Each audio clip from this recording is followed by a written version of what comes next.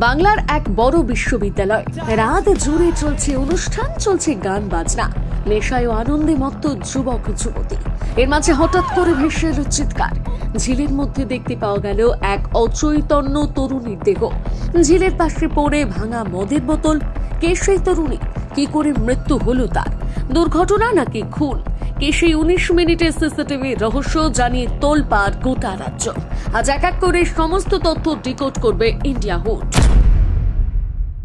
দিনটা 2025 সালের 11 সেপ্টেম্বর, বৃহস্পতিবার। জায়গাটা যাদবপুর বিশ্ববিদ্যালয়ের ক্যাম্পাস। ঠিক 4 নম্বর গেটের কাছে ড্রামা ক্লাবের মধ্যে চলছিল একটি বড় অনুষ্ঠান।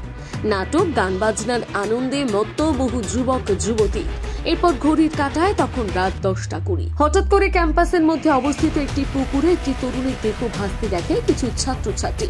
সঙ্গে সঙ্গে তাকে উদ্ধার করে নিয়ে যাওয়া হয় বিশ্ববিদ্যালয়ের কাছে অবস্থিত কেপিসি হাসপাতালে।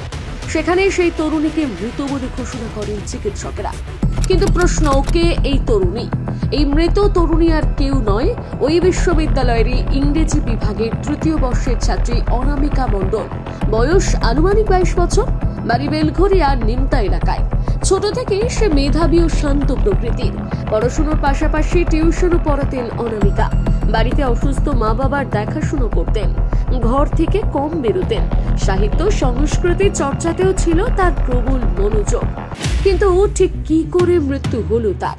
ময়না তদন্তের প্রাথমিক রিপোর্ট অনুযায়ী ছাত্রের মৃত্যু হয়েছে জলে ডুবে।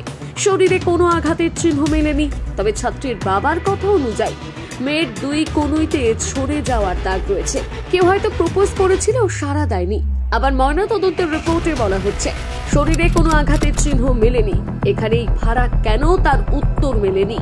অনামিকা সাঁতার জানতো না, তাহলে সে জলের কাছে গেল কেন? সিসিটিভির ফুটেজ অনুযায়ী সেদিন রাত 10:01 তাকে শেষবার বাথরুমের দিকে যেতে দেখা গিয়েছিল। আর তারপর 10:20 অব্দি তাকে আর কোথাও দেখা যায়নি। কিন্তু সিসিটিভির অভাবে ঘনাচ্ছে প্রায় 19 মিনিটের রহস্য। কিন্তু কি হয়েছিল ওই 19 মিনিটে? এখন সমস্ত চোখ পুলিশের দিকে। ওই 19 মিনিটের জট খুলতে মাঠে নেমে পড়েছে পুলিশ। তদন্তের স্বার্থে হেফাজত নেওয়া হয়েছে অনামিকার মোবাইল। জবানবন্দি নেওয়ার জন্য রাখা হয় 7 জনকে। এরপর উঠে আসে সেদিন অনুষ্ঠানে মদ্যপান করেছিল অনেকেই। বসেছিল গাঁজার আসরও। তবে অনামিকা মদ্যপান করেছিল কিনা বা শরীরের অন্য কোনো মাদক পদার্থ ছিল কিনা তার জন্য ভিসেরা পরীক্ষা অপেক্ষা করতে হবে। সহপাঠীদের একাংশের দাবি হয়তো নেশাগ্রস্ত অবস্থায় পা টলে ঝিলে গিয়ে পড়ে গিয়েছে অনামিকা। আর এই রহস্য উন্মোচন করতে পুলিশ এক বিশেষ পদ্ধতি ব্যবহার করছে, যার নাম গেট প্যাটার্ন। এর মাধ্যমে সিসিটিভি ফুটেজে অনামিকার হাঁটার ধরন, অঙ্গভঙ্গি দেখে তার মানসিক অবস্থা বোঝার চেষ্টা করা হচ্ছে। কিন্তু মৃতার বাবা বলছেন অন্য কথা। তিনি জানিয়েছেন টয়লেটে যাওয়ার আগে যে বান্ধবীর কাছে আমার মেয়ে ব্যাগ রেখে গিয়েছিল তার ফোন চেক করা উচিত। মাদক প্রসঙ্গে তিনি জানিয়েছেন 22 বছর পর্যন্ত আমার মেয়ে কোনোদিন মাদক সেবন করেনি। তবে ময়না তদন্তে যদি তার শরীরে মাদক মেলে তবে তাকে মাদক খাইয়ে পুকুরে ফেলে দিয়েছে কেউ। সিসিটিভি ফুটেজ না থাকায় বিশ্ববিদ্যালয় কর্তৃপক্ষকে তিনি কাঠগড়ায় তুলেছেন। এবারে এই ঘটনা নিয়ে শুরু হয়েছে রাজনৈতিক তরজা। যাদবপুর বিশ্ববিদ্যালয়ে এটা কোনো নতুন ঘটনা নয়। 2 বছর আগেও এক ছাত্রের মৃত্যুতে উত্তাল হয়েছিল পরিস্থিতি। এই ঘটনার পরে তৃণমূল ছাত্র পরিষদের সভাপতি প্রণাঙ্কুর ভট্টাচার্য আঙুল তোলেন এসএফআই এর দিকে। তিনি বলেন সিসিটিভি লাগানোর বিরুদ্ধে যারা, তারাই এই মৃত্যুর জন্য দায়ী। অন্যদিকে তৃণমূলের তরফ থেকে প্রশ্ন করা হয়, কেন ক্যাম্পাসের ভেতরে নেই পুলিশ আউটপোস্ট? কেন দীর্ঘ রাত অবধি অনুষ্ঠান চালানোর অনুমতি দিল? কিভাবে কর্তৃপক্ষের নজরদারি পেরিয়ে এত রাত অবধি ক্যাম্পাসে মদ্যপান সহ বিভিন্ন অসামাজিক কার্যকলাপ চলে? বিজেপির তরফ থেকেও এই ঘটনার জন্য এসএফআই-কেই দায়ী করা হয়েছে। অন্যদিকে এর পাল্টা এসএফআই নেতা সৃজন ভট্টাচার্য জানিয়েছেন এ ধরনের মন্তব্য রাজনৈতিক ষড়যন্ত্র।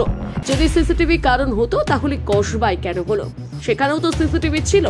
কিন্তু এখানে মনে রাখতে হবে যাদবপুরে সিসিটিভি নেই বলে এই ঘটনা নিয়ে এখনো পর্যন্ত ধোঁয়াশা। আদেও দুর্ঘটনা নাকি খুন, সেই নিয়ে চলছে জোর তরজা। অন্যদিকে কসবায় সিসিটিভি থাকার ফলে অভিযোগ দায়ের হতেই ঘটনার সাথে প্রত্যক্ষ এবং পরোক্ষভাবে যুক্ত 4 জনকে গ্রেপ্তার করেছিল পুলিশ। কিন্তু রাজনৈতিক তরজায় বারবার কেন উঠে আসে যাদবপুরের নাম? এর জন্য পিছিয়ে যেতে হবে যাদবপুর বিশ্ববিদ্যালয়ের গত কয়েকটি ঘটনা এবং তার পরবর্তী কিছু পরিস্থিতি নিয়ে। সালটা 2016। সৌমিত্র দে নামের একজন ছাত্র বাঁকুড়া থেকে পড়তে আসেন যাদবপুর বিশ্ববিদ্যালয়ে। তারপর হঠাৎ করে হস্টেলে নিজের ঘরে সিলিং ফ্যানে গলায় গামছা দিয়ে ঝুলতে দেখা যায় তাকে। ছেলে আত্মহত্যা করেনি এমন দাবি তুলে বিচার চেক কখনো সৌমিত্রর পরিবার ছুটে গিয়েছে যাদবপুরের হস্টেলে, আবার কখনো পুলিশের কাছে, কিন্তু সৌমিত্রর পরিবারের দাবি তারা আজও সুবিচার পায়নি। এরপর সালটা 2023, 9 অগস্ট রাত 11:45 প্রথম বর্ষের এক ছাত্র 18 বছর বয়সী স্বপ্নদীপ কুণ্ডু হস্টেলের বারান্দা থেকে পড়ে মারা যায়। পরিবার সহ সহপাঠীদের অভিযোগ অনুযায়ী র্যাগিং এর শিকার ছিলেন তিনি। পরে পুলিশ তদন্তে একাধিক ছাত্রকে গ্রেপ্তার করা হয় এবং বিশ্ববিদ্যালয় প্রশাসনের ভূমিকা নিয়ে প্রশ্ন ওঠে। এটি যাদবপুর বিশ্ববিদ্যালয়ের সবচেয়ে আলোচিত এবং অন্ধকারময় অধ্যায়গুলোর মধ্যে একটি। এক্ষেত্রেও সিসিটিভি ফুটেজ না থাকায় পাওয়া যায়নি কোনো তথ্য। এরপর নিরাপত্তা এবং নজরদারি বাড়ানোর উদ্দেশ্যে ক্যাম্পাসে সিসিটিভি লাগানোর কথা উঠতেই বিরোধিতা করতে শুরু করে পড়ুয়ারা। অনেকেই ক্যামেরা কোথায় লাগানো হবে, কে নজরদারি চালাবে এই সব জানানোর দাবি তোলে। এমনকি সেই সময় আন্দোলনরত ছাত্রছাত্রীদের একাংশ যুক্তি দেয় বিদ্যালয় ক্যাম্পাসে নেশা বা জীবনযাপনের পদ্ধতি ব্যক্তিগত পছন্দ, প্রশাসন এ নিয়ে হস্তক্ষেপ করতে পারে না। এমনকি সম্প্রতি এই ঘটনায় যে জলাধার থেকে উদ্ধার করা হয়েছে ছাত্রীর দেহ, সেখানেও প্রমাণ পাওয়া গেল যে যাদবপুরের ছাত্রছাত্রীদের অধিকাংশই এখনো ক্যাম্পাসের ভেতর সিসি ক্যামেরা বসানোর বিরোধী। কারণ যে পুকুর থেকে ছাত্রীর দেহ উদ্ধার হয়েছে ঠিক তার সামনেই একটি কাগজে লেখা পরিকাঠামো শুকিয়ে কাঠ সিসিটিভিতে 68 লাখ।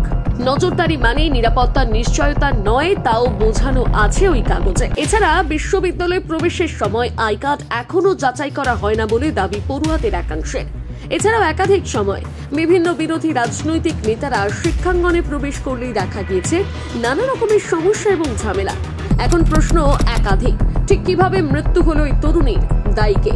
রাত অবধি ক্যাম্পাসের অনুষ্ঠানে ভালো খারাপ কিছু ঘটলে দায়িত্ব কার? সিসিটিভি না থাকার কারণে এই ঘটনার সমাধান না হলে সে দায় কি তবে বিশ্ববিদ্যালয়ের শিক্ষার্থীদেরই? কমেন্টে জানাতে ভুলবেন না আপনাদের মতামত।